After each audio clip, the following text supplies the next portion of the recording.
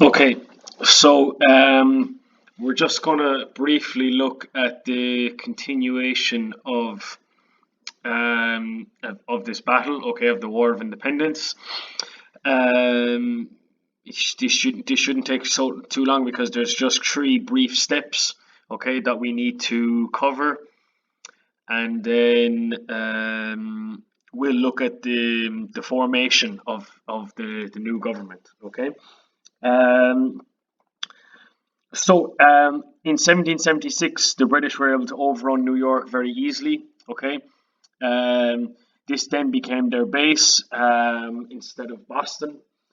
In 1777, they then captured Philadelphia. Okay, so in terms of although there was a year or so between these victories, a year isn't a long time in terms of this war. Okay, so to be able to capture two big areas, two important areas, both geographically and systematically, in such a short space of time, was big for the British. Okay,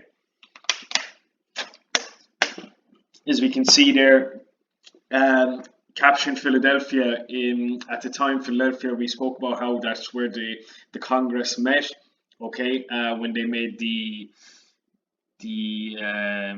Declaration of Independence. Okay, so this was kind of like an unspoken capital, if you want, in amongst the 13 colonies. Okay, so that was a big blow for the Americans as well. Okay, so Washington and his army were pretty damaged at this stage. Okay, they had to retreat to a place called Valley Forge, which was very rural.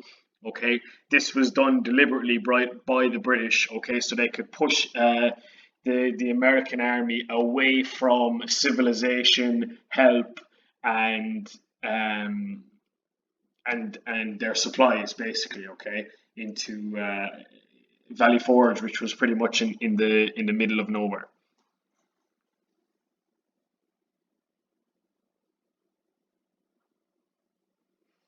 Um, okay, so moving on to the next slide. Um, being pushed back to Valley Forge was one thing, but being pushed back into winter was another. Okay, we can see that food was rationed to 1/8 of a normal supply. Okay, so imagine only eating 1/8 of what you would normally eat for a particular meal. Okay, and obviously this was quite important in terms of survival and being fit and being ready for battle. Okay, and only going off that amount of food every day was not the best preparation for an army. Okay, so this had a massive effect on the army. Okay, the disease that started spreading, of course, didn't help either. And what basically this resulted in was that many soldiers wanted to simply just go home. Okay, so they deserted the army when they saw that things were going from bad to worse and that they were putting their lives on the line. Okay, um, when this decision to desert away from the army gained popularity, okay, this undermined Washington, okay, who, as we saw in the last class, had such a good reputation for for maintaining such a strong discipline amongst the army, okay, amongst his troops, that was pretty much key to his previous victories. Okay, but with this decision that so many of his troops took, this had an impact on him as well. Okay, as a leader. However, um, he for the fact that he himself did not abandon the group. He won over the admiration of his men. Okay, who fought bravely for him. Okay, One of them was a man called Marquis de Lafayette. Um, he greatly admired what the Americans were doing. Okay, so he would have probably surrendered to Britain not long ago in the war in Canada. Okay, so it's an interesting link. Okay, because it didn't by grabbing the by getting the admiration of Marquis de Lafayette, okay, a nobleman. We're not just talking about if we go back to the Ancien Regime, okay, so he would have been in the Second Assembly because I'm sorry, because that's the assembly that noblemen belonged into. Okay, remember how high up these people were. A lot of them would have been advisors, okay, to higher monarchs in the first assembly. Okay, um, so eventually this grabbed the attention of the French. Okay, more importantly, the attention of King Louis, right? Which was very important for the Americans at the time. Okay, so getting that admiration from the French was key. Okay, okay, we'll move on to the next slide.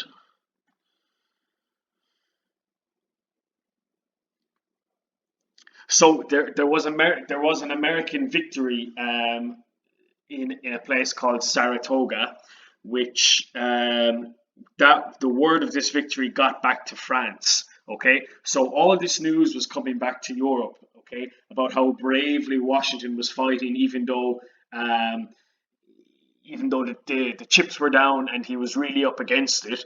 The fact that the Americans defeated the British again at Saratoga. Probably the fact that they pushed them back in Lexington as well and liberated Boston. Okay, so all the good news and the positive news about the Americans was coming back into Europe.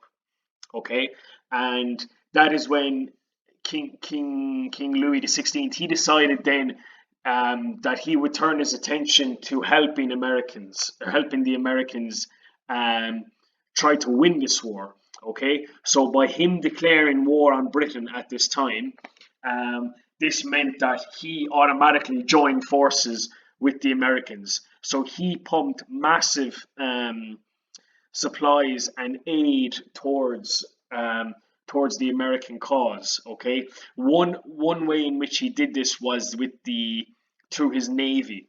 Okay, um, so in terms of this kind of battle then on the sea, so this intervention of the French navy was very important because as we can see here, it was very difficult for the British Navy to then bring in their arms, okay, and bring their fresh soldiers across the Atlantic, okay, because there was a battle with the French fleet, okay, um, who actually when they when they arrived in America, they purposely landed in Yorktown, okay, to cut off the British supply there, okay. So we're just going to move on to the next slide now and see how that happened and see the effect of it.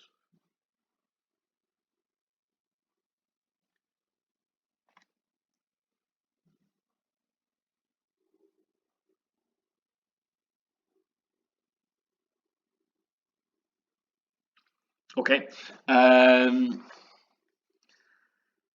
so in the subtext we can see that there was a lot of little mini battles. Like if we just go back here, we're only going to briefly mention this victory in Saratoga, okay?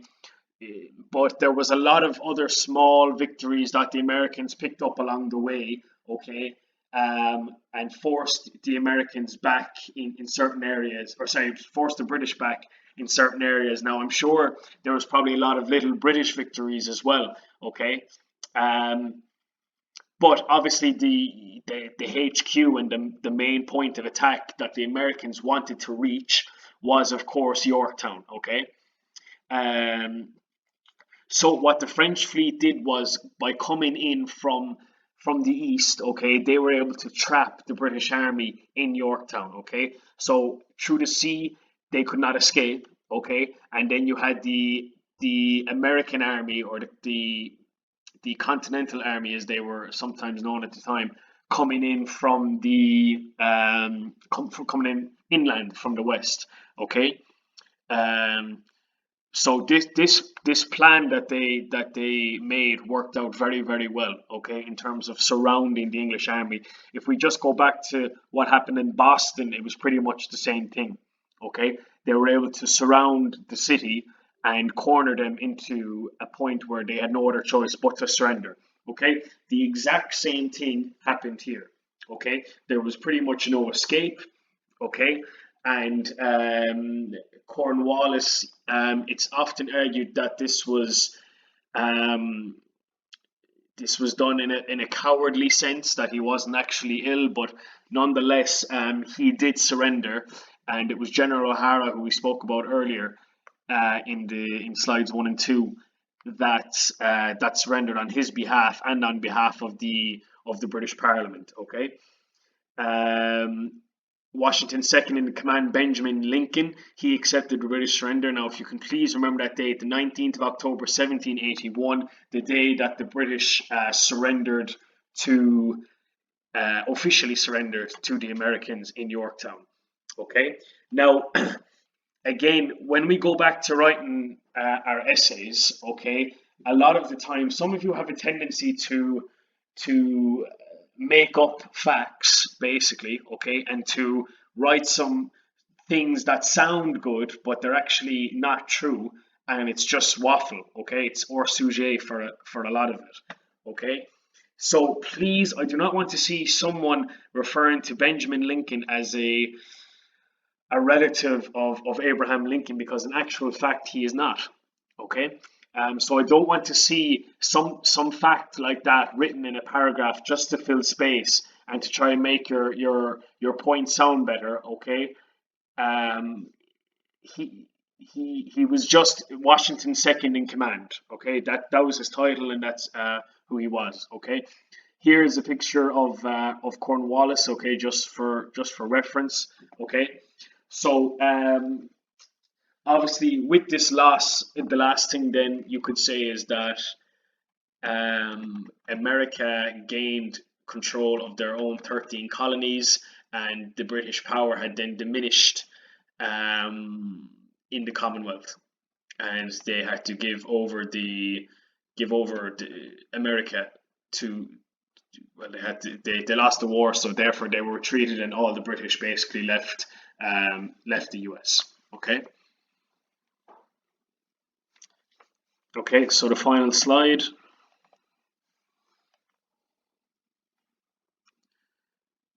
So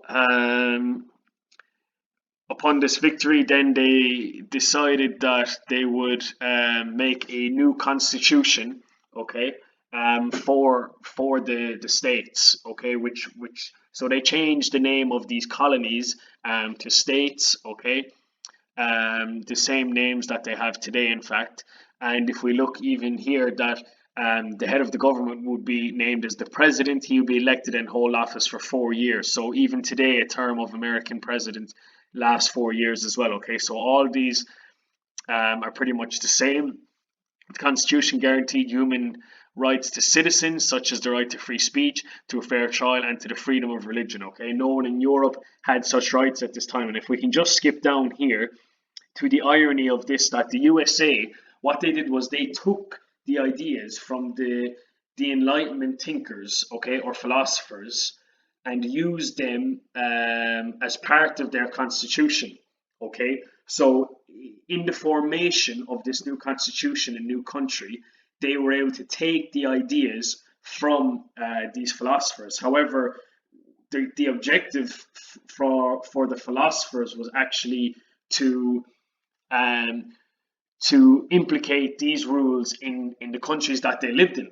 For example, with Voltaire in France, he wanted people to have the right to a free trial, and America used this idea to form an amendment in their constitution. Okay, just like with free speech and the freedom to religion, like we discussed with Montesquieu as well. Okay, so it's quite ironic how that actually worked out, that the Americans took the ideas of the European Enlightenment thinkers. Okay, I remember if we go back to slide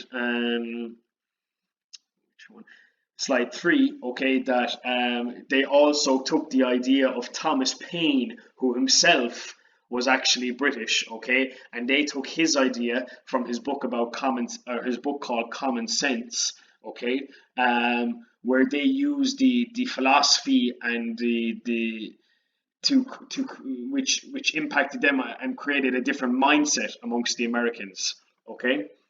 Um, so that was how their government and constitution started, and the final part was obviously electing who would be the president, and George Washington um, was elected by being voted on by all these new states. Each person was entitled to a fair and equal vote to the other. You know, there was no, like in Europe where nobles had a majority, or sorry, how do I say it? Had a more important or more valuable vote basically than the common person. Okay, so George Washington was invited to be the first president. Okay, and in 1789, that's when the first president of the United States was elected.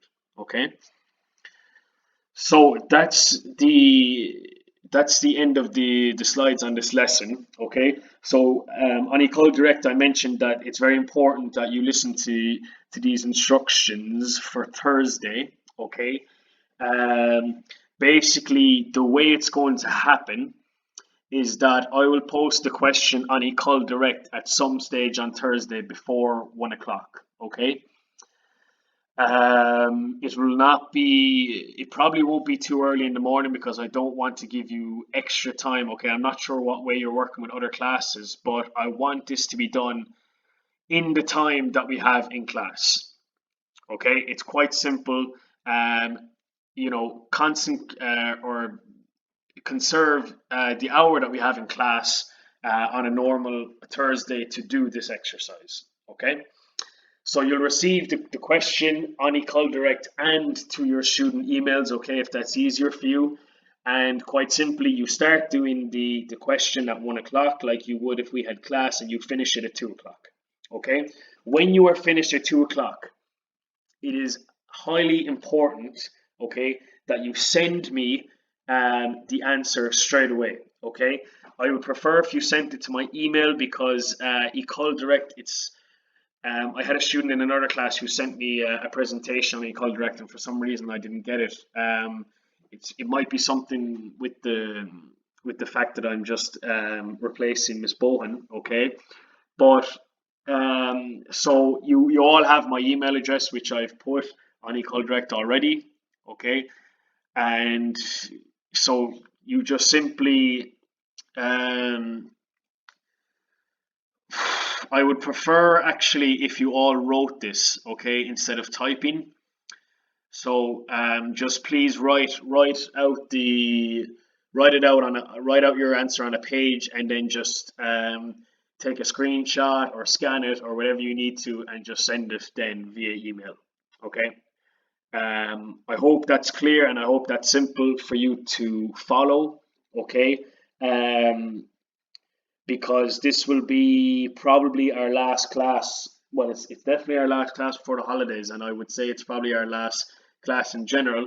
Okay, so I need this work to be completed. I don't want some student now to be sending me the work at 5 o'clock on Thursday evening. Okay, this is to be done during class time and sent to me at 2 o'clock when it is finished. Okay, if you do not send it, I will be in contact with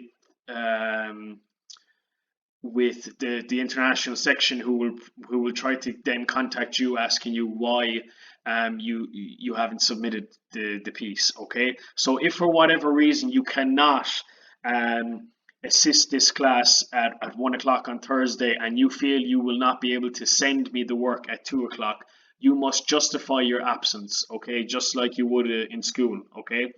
And if this absence is justified, obviously it's okay. If not, we expect you to send the work, okay, at 2 o'clock on Thursday. Okay, so I remain at your disposal if needs be until then, and if not, just please get it. Please watch this video.